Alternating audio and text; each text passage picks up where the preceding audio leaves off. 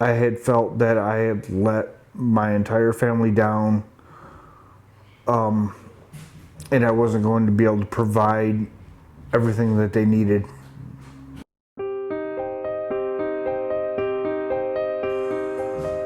After work on December 21st, 2016, came home, had dinner. This is about 9:30 at night. I had zero control over the right side of my body. We would text, and he had sent me a text a couple minutes before on that night, and I still got it saved, saying that he'd just gotten home from work and everything was okay.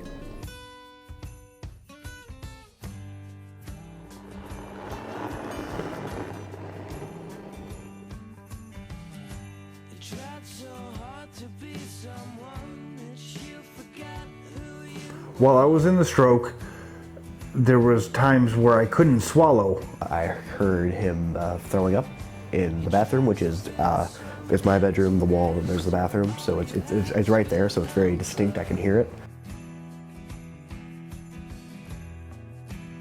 And I heard him trying to wake up my mom, and how I heard him was different. It didn't sound like him. The faster that you can get help, the better chance of full recovery is there. And I remember just kind of seeing the car drive away and being really scared that might have been the last time I see my dad.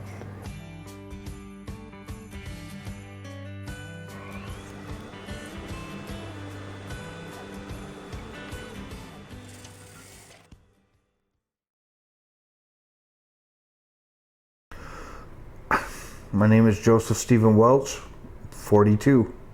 It surprised me at 42, people my age do not normally have a stroke.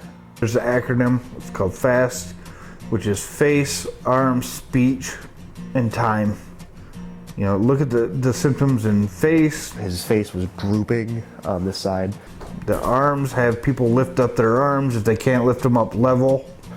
And he couldn't move it. He can kind of move it. It was like a little faint, but he legitimately couldn't move it. The speech, if it's slurred or off. He tried to express to me what was going on, that he had a stroke. And he couldn't. And then time. Get them to the hospital as fast as possible. Okay, we're going to the hospital right now. And then, so I helped my dad get his coat on, get everything set, and then she got dressed. And then I got all the doors for him. I made sure, he kind of like leaned on me, and I made sure he got to the car door just fine. And when he came down to the car door, I opened it for him and I helped him in. And then I said, call me as soon as you can. This was about 11:30 at night. And they're like, okay. It was actually very random because I had taken my husband to the ER as well because we thought he had broke his leg, and I had to convince him of it. They asked us to come over and babysit the two kids so that they could take Jesse down to the hospital, on the emergency room. So we were at the Brownses. And we were at check-in at Brownson, and I looked over and Joseph was right there in a wheelchair, and I was just shocked. I was stunned. I just had no comprehension of what was going on. And Denial mode and an urgency to get down to the hospital. Denial. This kind of stuff is not supposed to happen to your kids. So it's and wanted to get down there but couldn't get down there because we had to take care of the two babies until we got relieved. Went back to the hospital room and just sat there, and all the doctors are surrounding him and trying to figure out different things and stroke-related symptoms and everything. And I just sat there with your mom, and we were both kept looking at each other. We're like, what does this mean? And I was thankful that I didn't see any what I would consider to be stroke difficulties. To see him and to know that I could see him, it meant a lot.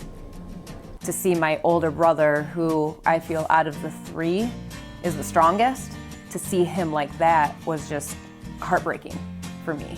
I was trying really hard to hold it together. It just didn't go very well. I was just excited that they were going to let me out. I was the first person in the neuro ICU at Bronson to be able to walk from their ICU room to their general population room, just because that's how bad I wanted to get out of there. I think his recovery has been amazing. I know they're still trying to figure out some stuff. That's actually been very cool. Good for me because don't get as much father and son time probably as we should. I was glad when there were some positive results, and then I know that he's got a lot of work to do yet. And I know he can do it. He's pretty stubborn, which runs in our family. That was eventually all good news. Even though it was a hard experience to just go through that that night. I'm very thankful that it has brought us closer, and I couldn't imagine my life without him. It's been kind of nice to be able to spend time with him, comes to the basketball games and just seeing him. And just know I can talk to him whenever. We're very, very, very thankful that we've had the outcome, or he's had the outcome that he's had. Glad to see him go back to work. I know he's probably like a caged cat at home. And I think it's really good for his state of mind, for the fact that he's gone back to work and has something that he can focus on and do what he does, you know.